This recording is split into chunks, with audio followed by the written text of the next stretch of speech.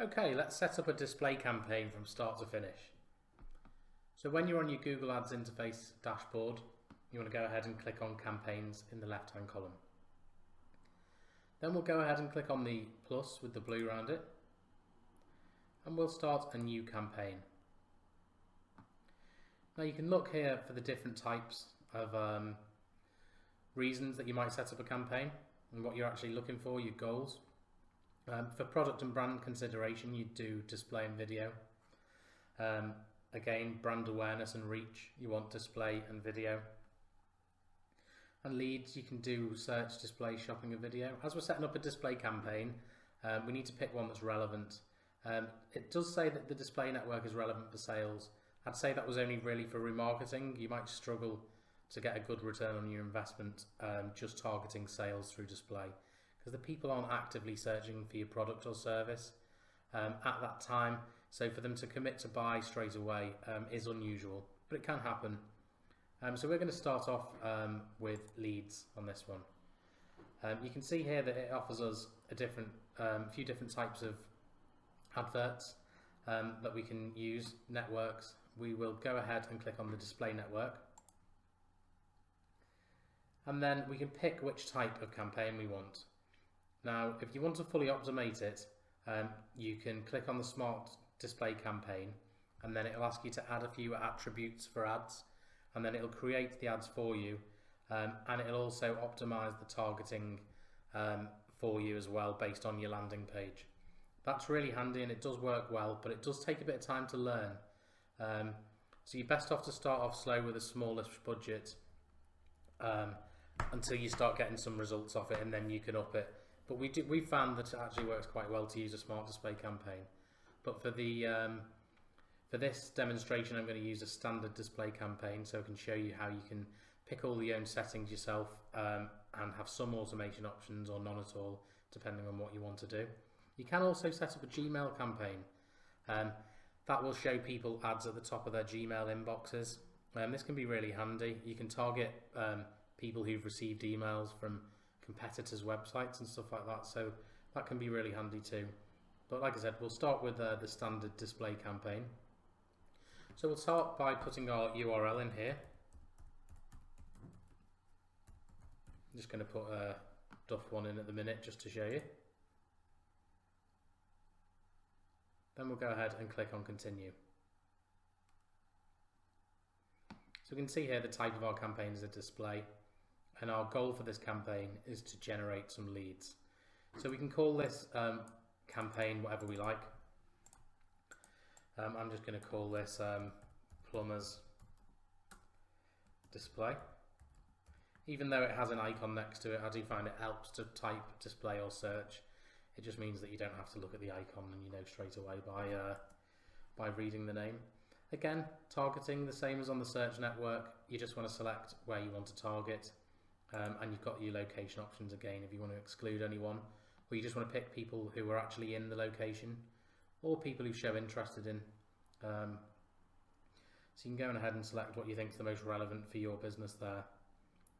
Then we select our languages, and then we can select bidding strategy.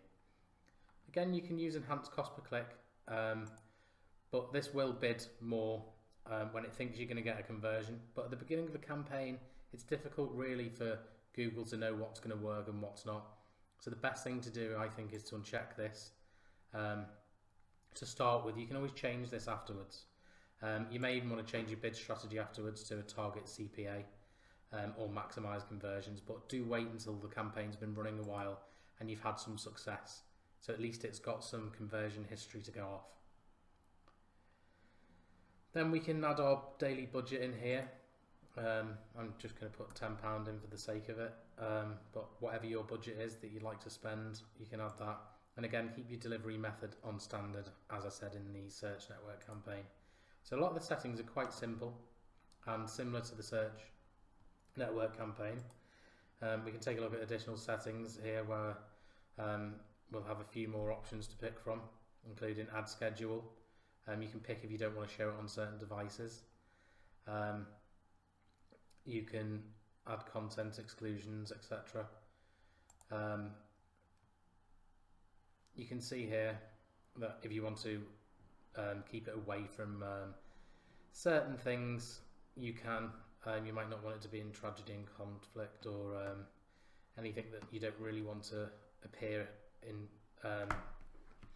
in business with, almost. If you don't want your advert for your company displaying on a sexually suggestive website, because it doesn't make your brand image look too good. Again, there's park domains in video games, so if you don't want it to show during videos on YouTube and stuff like that, you can tick that. You can tick games. Below the fold, that means if you don't want your ads to appear below the first part of the screen and the website the person sees when they land on the site, so basically anywhere after they've scrolled down, and embedded videos and stuff. I can also show you a bit further on if you want to exclude it from all apps online, because you can find a lot of apps get a lot of wasted clicks. Some can work quite well and some don't, but you might want to exclude mobile apps. But now we're going to look at how we're going to add our demographics, audiences, or both. So here we can either browse, we can put a URL in or a phrase. So I'll put plumbers in. You can see it will start to load up some ideas. So there's custom new audiences, plumbers licensing, and plumbing services would be a good one for us. So we can go ahead and tick that. You can also click on ideas here if you wanted to and have a look. So you've got gas plumbing, we've already got this one checked over. Plumbing and heating services. So we've already got a couple selected over there. Now if we want to refine our even more, you might think that the person who is likely to be in charge of looking after the boiler might be of an slightly older age, maybe not as young, because they may still be living at home. So you might want to change your demographics depending on what it is you're doing. Obviously, if you're selling female products or male products, you might want to just select one of them. Pick the demographics to really narrow down your market to make sure you're targeting and not going to waste any money. Now we can also add contextual targeting here, where we can add keywords. You don't have to actually add any of the ones above. If you don't wish, you can just target keywords. So I could type in plumbing there, and it will tie me up to sites that have got that. Or we can pick topics, and we can pick a topic that's related to what we're doing, or we can pick specific placements. We can add placements here. So we could decide that we want to show our adverts on the Daily Mail in the UK, if we think that would be a good idea, and it'll bring up targeted placements and ideas that are similar to it, or you can just type it in and enter multiple placements at a time there. So it shows you what your estimated reach is. You can increase your reach based on positive targeting selected above if you wanted to. If you want target expansion, you can basically spend quite a bit more by doing this. So be careful to start with, because again, when Google hasn't got much data to expand your targeting, when it doesn't really know how well your ad is performing for you and your return on investment. So leave that either off or on low to start with, and you can always come back a couple of weeks later once you've had some successful results and adjust that. Now you want to set your maximum cost per click. Now bear in mind, clicks can be a lot cheaper on the display network, and there's plenty of clicks available, so you really don't want to be setting your click anywhere near as high as you would for the search network. Plus also bear in mind that the clients that are clicking onto your site aren't actively looking for your product. It's more of a passive form of marketing, so you want to be paying a lot less. So on this I'm going to put 10 pence, and it'll say that we'll get a few estimates on the side here. Again, if we find that we're not getting them in the right placements, or we're not getting them on the placements we want for that price, we can adjust that further down the line. Next we can go ahead and create an ad, and it's usually responsive display ads that we want to add up here. If you've already got them, you can upload them. But here we go, we're going to add some attributes and assets to our adverts here. So we can add some images and logos. Google does let you it scans your own website for images, but it's also got stock images. It'll just take a moment to load. So this is off the website I put in, but we can use them for different attributes. So we can use this as our logo, so if it found our logo on a website. Basically what this will do is it'll create the image ad for you. So you can just move that around and see what you want to use for your images, and then you can click continue, and then you can use this as an image. Again, click continue, and then we'll click save.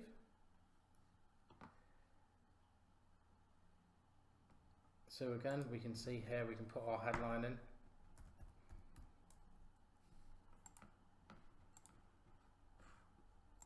Sorry about that.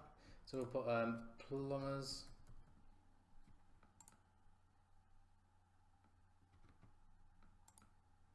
It's just going a bit slow. I'll actually put local plumbers.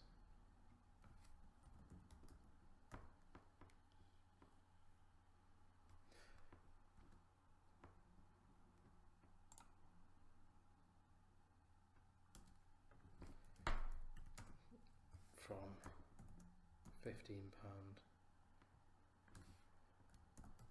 per hour.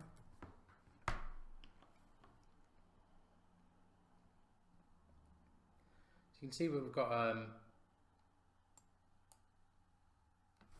different types of headlines.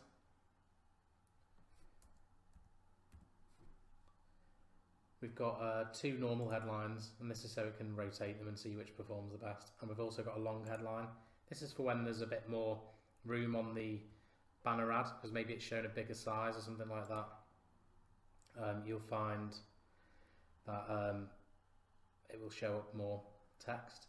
You can also add as many headlines as you want. The more the better, really, because Google will learn over time which ones work the best. You just do that by clicking add. You can add up to 5. We'll put a long headline in here.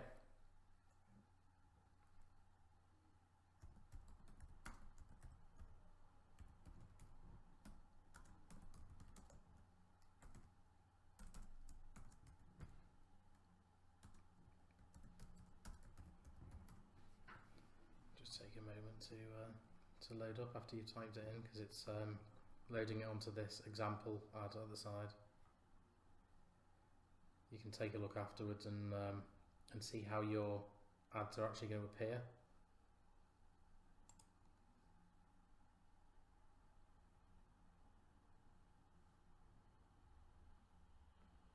It's starting to load now.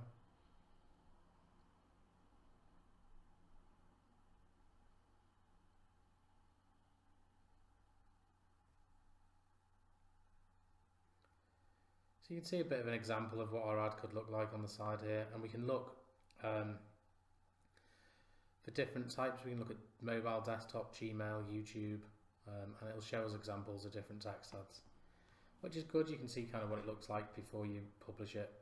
Again, I'm just going to quickly add a business name in here. And then again, you can add 5 descriptions. So, I spelled that wrong. You can add 5 descriptions. Again, the more the better, because Google will learn over time which ones to show and which ones not to show.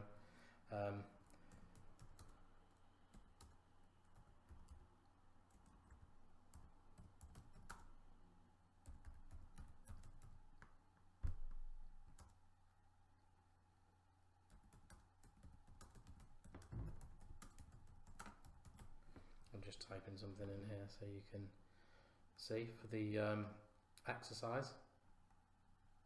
It just takes a minute to load up. It's quite slow when you type it in for the Google Display Network, because it's trying to always generate these previews on the side, which just slow it down quite a bit. So just bear with me a second. There we go. we can just take another. Again, it tells you your ad strength here. We've got average. I've only just kind of typed it in. You want to really think about what you're putting in into each line and make sure it's relevant, and you've got a call to action, which is asking the client to take an action. Obviously on Google you can't put like click here or something like that, but you can put find out our best offers, or if there's something you're offering, say you were offering compensation, you could put find out if you're eligible. That's a call to action, and it will give the customer a reason to click on your advert. So you can see various different ones on the side here, and that's it for setting up your ad. So we want to add that ad to our ad group, and then you want to try and create a few different creatives with different images, and then we can go ahead and create our campaign. So we'll go ahead and click on that. Pretty simple to set up, not complicated, and the campaign's now ready. So in the next module we'll take a look at how we can then go into our display ad campaigns and see how we can optimize them and make them better and make them more efficient. So I'll see you in the next lecture.